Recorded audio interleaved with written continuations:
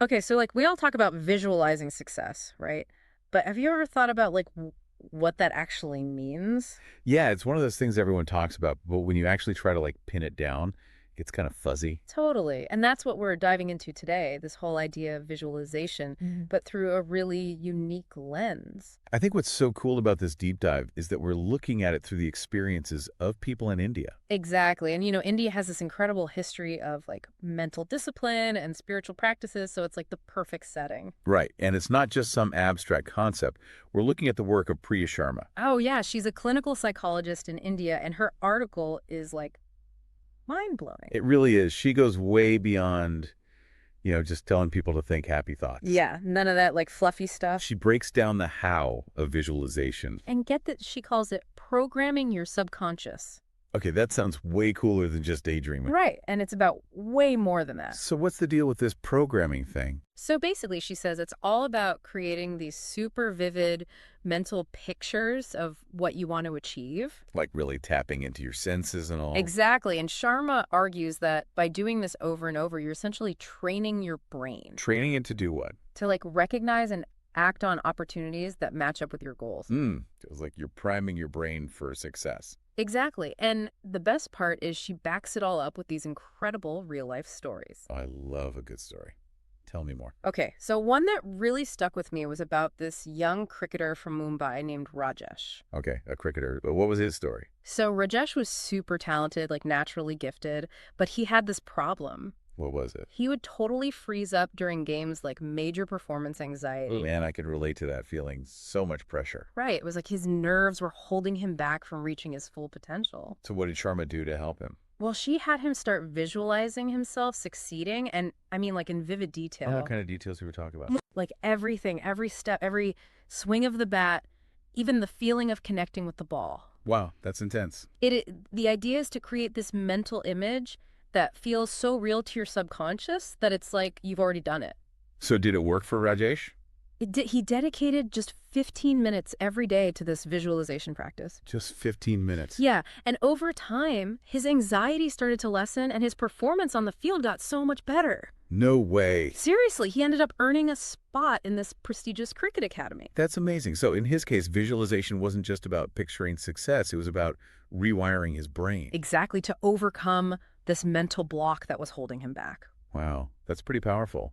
And it makes you wonder, like, if it worked for him, could it work for other things too? That's exactly what I was thinking. And you know what? Sharma has another story about that. Oh, really? Okay, tell me more. So this one's about a student named Priya who had her sights set on this super competitive school.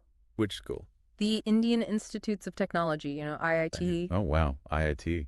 Yeah. Yeah, those entrance exams are no joke. Right, like crazy competitive. And Priya was determined to get in. So how did visualization come into play with her? So every single night, Priya would visualize herself on the IIT campus. Not just like picturing it, but like actually feeling like she was there. Exactly. She'd visualize attending lectures, studying in the library, even working through those tough problem sets. Wow. So she was creating this whole mental experience for herself. It's like she was creating a mental blueprint for success, experiencing it before it even happened. That's wild.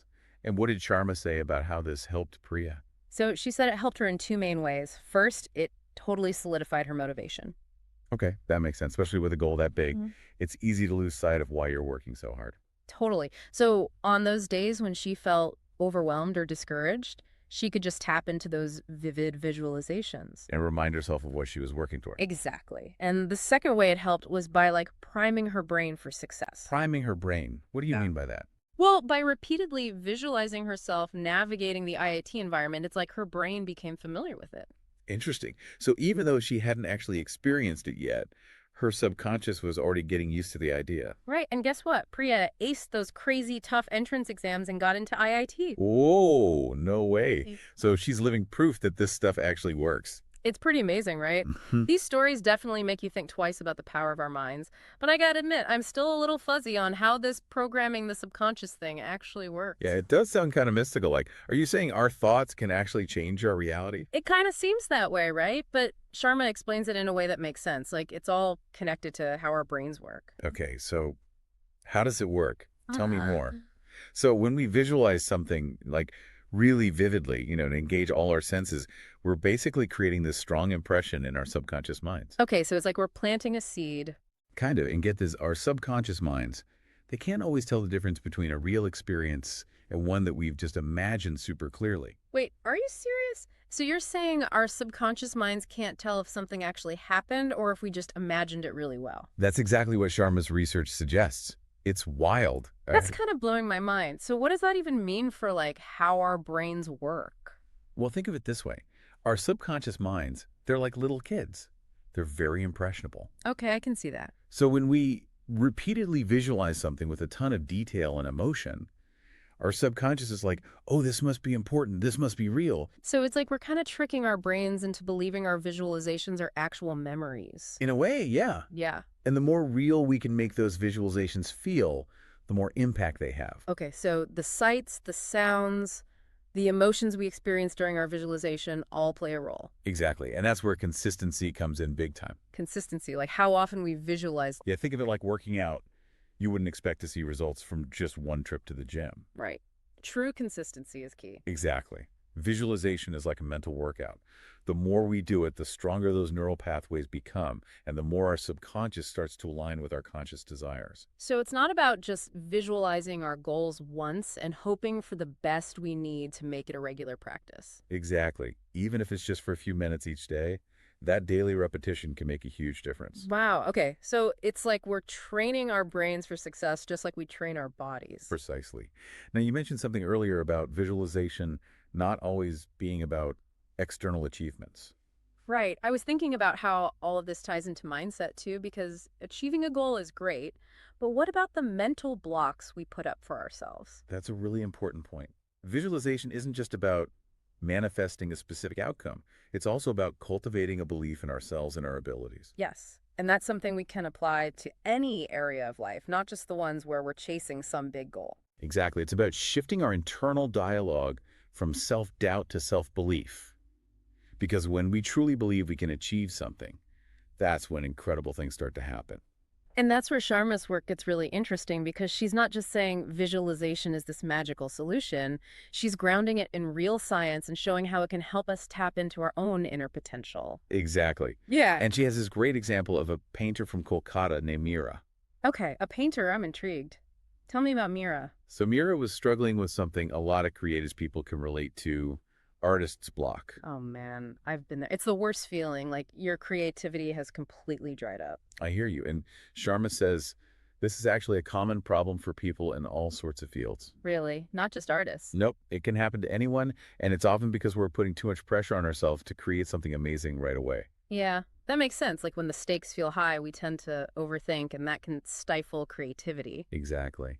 So what did Sharma recommend for Mira to overcome this artist's block? So get this, instead of telling Mira to just paint through it, Sharma encouraged her to start visualizing Visualizing what exactly? the creative process itself. Okay, now that's interesting. So instead of focusing on the end product, the painting, she had her focus on the process of creating. Right, because sometimes when we're in a creative rut, the last thing we want to do is confront the very thing that's frustrating us.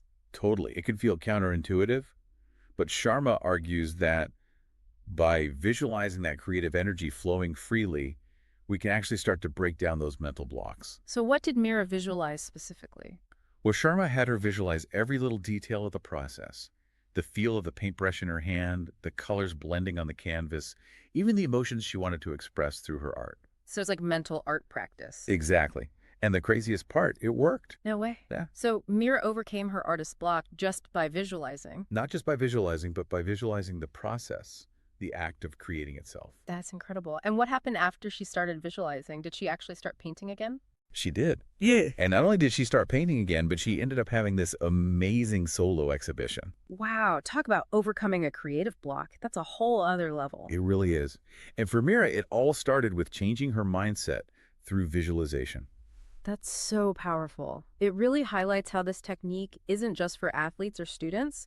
It can be applied to literally any area of life where we're facing challenges or feeling stuck. Absolutely. Yeah. And I think what's so empowering about all of this is that this ability to visualize, it's something we all have within us. It's like we have this untapped superpower just waiting to be unleashed.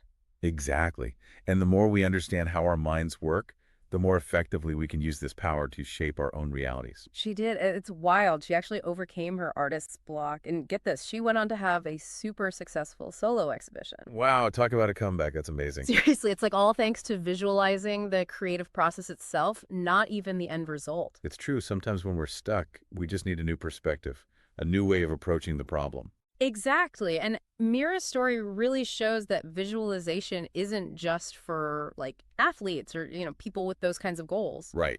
It's not just about winning a game or acing a test. It's about so much more than that. It's about tapping into this inner power we all have to overcome challenges and create the life we want. And that's what I find so inspiring about all of this. It's not some magic trick.